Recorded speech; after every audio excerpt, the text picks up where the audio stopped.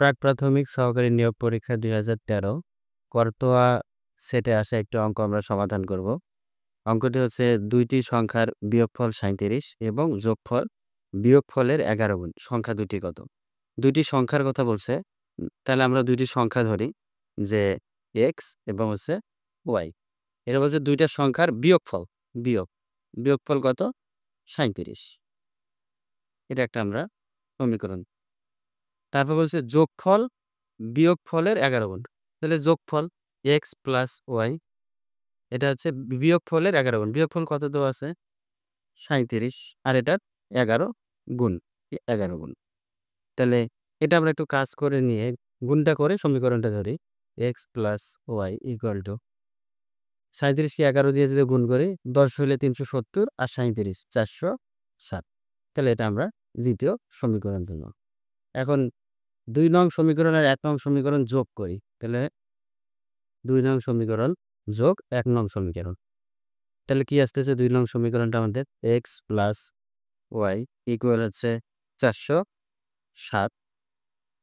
১ নং সমীকরণ হচ্ছে x মাইনাস y ইকুয়াল হচ্ছে ৩৭। এখন যোগ করলে x আর y প্লাস y আর মাইনাস y কাটা। তাহলে এখানে আছে 2x ইকুয়াল ৭ ৭ ১৪ ৪ হাতে হলো ১ ৩ আর ১ ৩ আর ১ হচ্ছে ৪ আর ৪ এ ৪।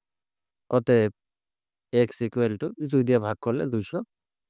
আমরা যদি এখানে উত্তর দেখি একটা আমরা পেয়ে গেছি। আমরা এটা উত্তর দাগায় দিতে পারি। কিন্তু আমরা অন্য সংখ্যাটিও বের করি। তাহলে এই x এর মান যদি আমরা ১ নম্বর সমীকরণে বসাই তাহলে আমরা অন্য সংখ্যাটিও পাবো। তাহলে ১ নম্বর সমীকরণটা কি আছে? x মাইনাস y ইকুয়াল হচ্ছে ৩৭। এখন x এর মান কত আছে? ২২২ মাইনাস y ইকুয়ালটা হচ্ছে ৩৭। তাহলে y ইকুয়াল টু কত আসতেছে আমাদের? ২২২ মাইনাস ৩৭। অতএব y ইকুয়াল টু হচ্ছে ১৫০। কত আমাদের উত্তর y। আমরা কিন্তু একটি সংখ্যা ২২২ যখন বেড়েছে তখনই আমরা এটা উত্তর দাগিয়ে দিতে পারবো, কারণ আর বাকিগুলাতে অন্য কোনো সংখ্যা নাই।